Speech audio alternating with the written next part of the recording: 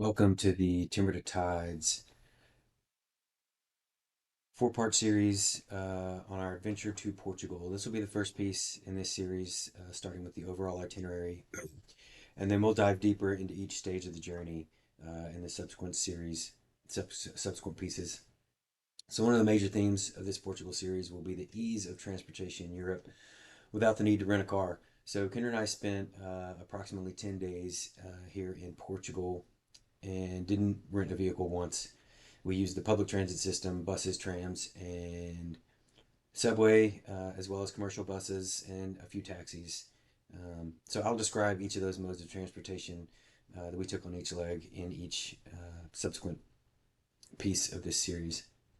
But initially, we flew into the international airport and spent 3 days here in Lisbon traveling around the area and checking out the major sites. And to travel around, we use just the public transit system of subways, buses, and trams to get around the area. Of note, an alternate method is electric scooters and bikes. Those were plentiful around the city to pick up and drop off using, apps and credit card payments and things like that. We didn't use that mode for this particular trip in Lisbon, but we have done that in U.S. cities and other cities around Europe. After Lisbon, the next journey was to the southern coast, and this was by a commercial bus called Flixbus. This took about 4 hours and cost about 8 to 10 euros a person. A person.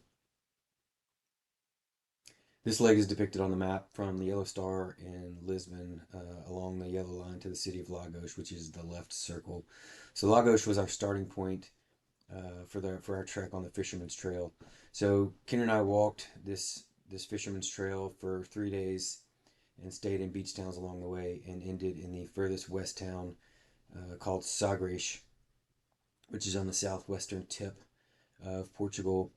Uh, but interestingly enough, it's also the southwesternmost portion of Europe as well.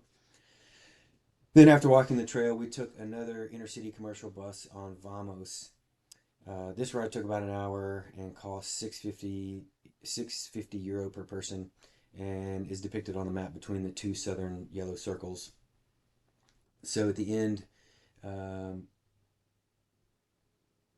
they dropped us off. Vamos dropped us off at the Albufeira bus station, and from here we just hired a taxi for 10 euros from the bus station to the hotel, and that was strictly for time's sake. Then on the final leg, we stayed at the Marriott W Algarve Resort. This was a beautiful property and an excellent way to spend our last days. So we spent about 3 days here, just relaxing, enjoying the time in the sun. And for our last excursion in this area, we took a tour of the Benigil Caves, and I'll cover this tour more in depth in the fourth piece of this Portugal series. But after a glorious resort stay, to get back up to Lisbon, we used the same commercial bus that we took down several days prior on Flixbus. So this took about the same amount of time and the same cost per ticket as the initial trip from Lisbon. So stay tuned for a detailed description for each leg/stage of our Portugal adventure. I'll cover the time we spent in Lisbon, what we did and saw there, as well as modes of transport. Then again in Lagos to Sagres on the Fisherman's Trail, and finally our final leg in the Albufeira region area. So stay tuned for those here in the next several days.